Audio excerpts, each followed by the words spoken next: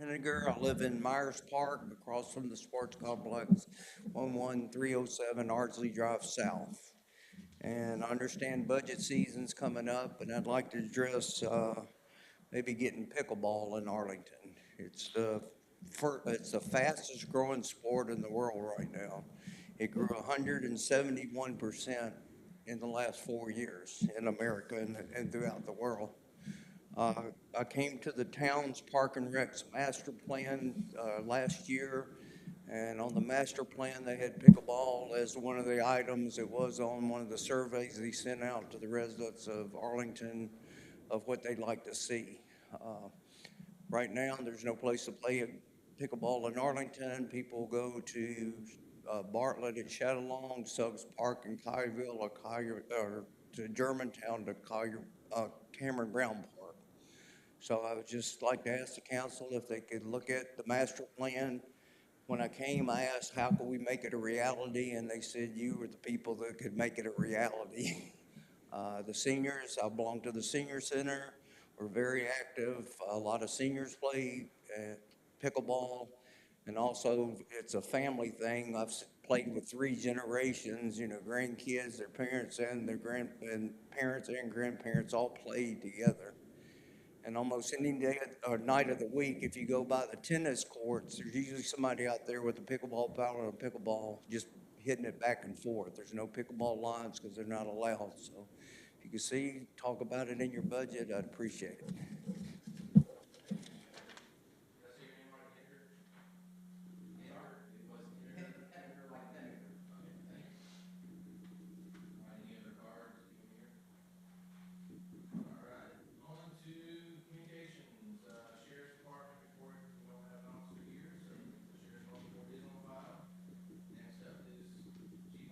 Hey, good evening. This will be the fire activity report for January 2025. Total of 111 responses, 68 were EMS, 43 were fire. We provided mutual aid 15 times and received it 5 times. We had 22 calls south of Interstate 40 and five calls on Interstate 40. A total of 9 inspections, 4 smoke alarm checks. We have several updates listed there. Of course, Chief McMillan retired after 19 years with Arlington. We wished him well. Hope we honored him well. We did a massive amount of training for the month of January. We brought 3 new hires on. Lieutenant Wiseman did a phenomenal job going through the 1664, and everybody on the department also completed hazardous materials training, chimney fire training, as well as EMS training. That completes my report.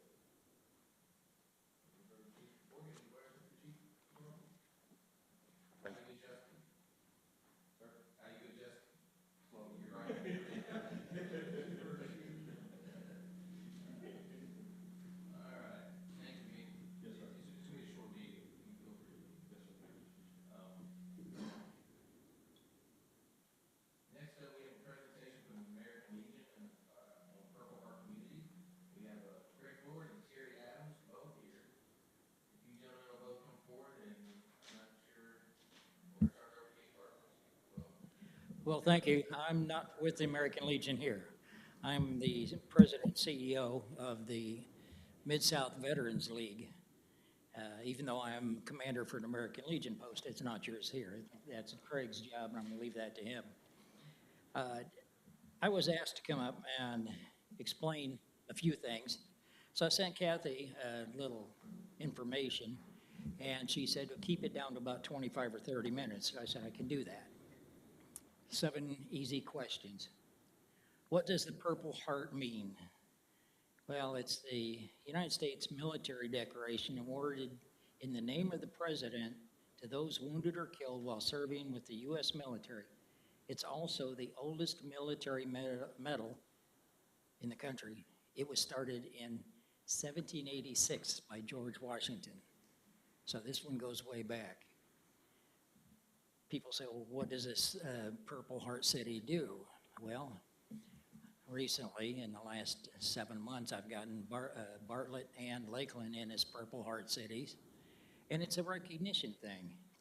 The purpose of being a Purple Heart City is to honor military personnel wounded or killed in combat. The Purple Heart is specifically a combat decoration and is our nation's oldest military medal. And they want to know, well, What does it mean if a city is a Purple Heart city? Well, the purpose of being one is to honor those veterans that have received this Purple Heart, both living and deceased, to recognize them to their family as well as to all of the other residents, because a lot of people don't know who all is a Purple Heart recipient. They don't realize a lot of them what a Purple Heart even is. And education is something that we push hard to through our Mid-South Veterans League to help the children, the adults understand veterans paid so we could do these things like be here tonight. And I'd like to apologize for being missing last month, communications problem. But it's a beautiful thing about veterans, you know? They want to know what the requirements are for Purple Heart City. The city can become a Purple Heart City by issuing an official proclamation to honor military personnel who are wounded or killed in combat. The proclamation is then presented to the local chapter of the Military Order of the Purple Heart. Well, that's my job, is to present this to the Purple Heart if you agree to do this. And you want to know how many there are in Tennessee? 10. Only 10. And that's a shame. That includes Bartlett, Clarksville, Covington, Germantown, Laverne, Lakeland, Munford, Murfreesboro, Smyrna, and White Bluff. In this Shelby County, we have 50,000 plus veterans. We should have every city in this county on that. That's my opinion only, of course. And since I'm the manager, it's the opinion of the management. How prestigious is it? Well, it's a prestigious military decoration that honors service members who have made great sacrifices while serving the United States Armed Forces. It's one of the most respected and recognized military decorations in the country. And how does a community become a Purple Heart City? Here's where we run into the bump. It's not serious, though. You have to have a Purple Heart recipient, either living or deceased. And I believe your commander of the American Legion post says you have at least one. More than that, but the one that was in our post, Jim Young. Jim Young. So, there we go. First qualification met. Second one, y'all have to issue a proclamation. And that's going to be a pretty easy thing. I sent along a couple of copies of different proclamations that have been issued. They've gone right through. Third, you have to recognize National Purple Heart Day. That's August 7th of each year. It's just a day to say, yes, we appreciate all you guys that paid the price. Final and most important question, what is it going to cost the city? And I can see that already. Well, since it includes my salary and I'm a volunteer, it costs nothing. All you have to do is do the proclamation. That's up to y'all to make that decision. You have my number, he has my number. You do this, give me a signed copy of the proclamation, even email. I can turn this in and we can get it started up the ladder. It takes anywhere from 3 to 5 weeks to get the national recognition.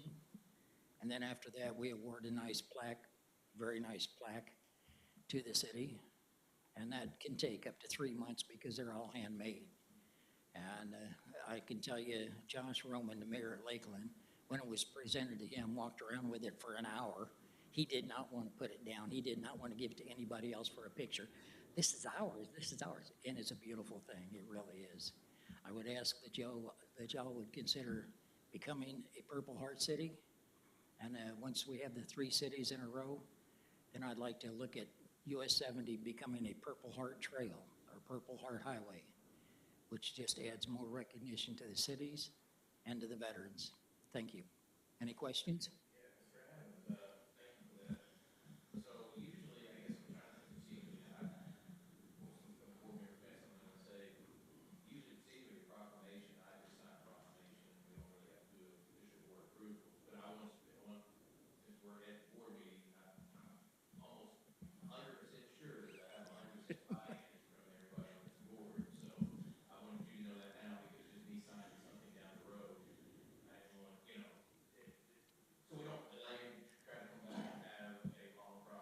True, true, I understand, yes.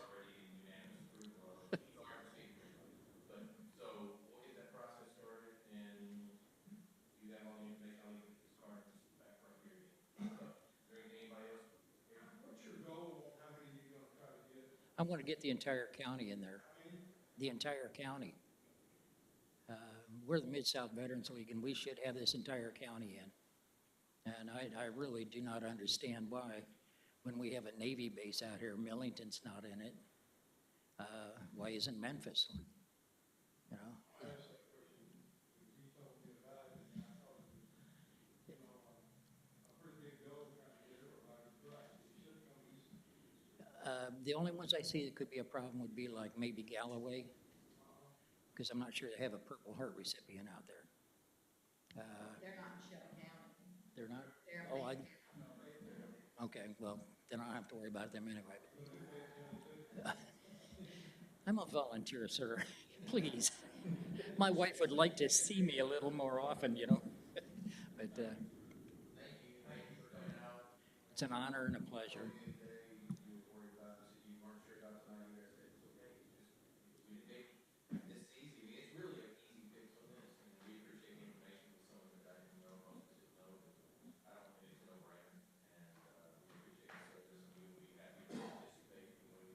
Thank you.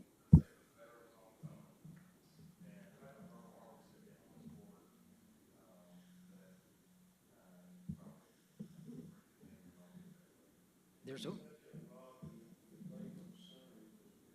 yeah, the Lakeland Community Center that we're building right there at Canada Road and I-40. So, yeah, it's what I do all day, and it's great having 7 volunteer jobs because you get 7 times the pay. Can't wait for the retirement. Yes.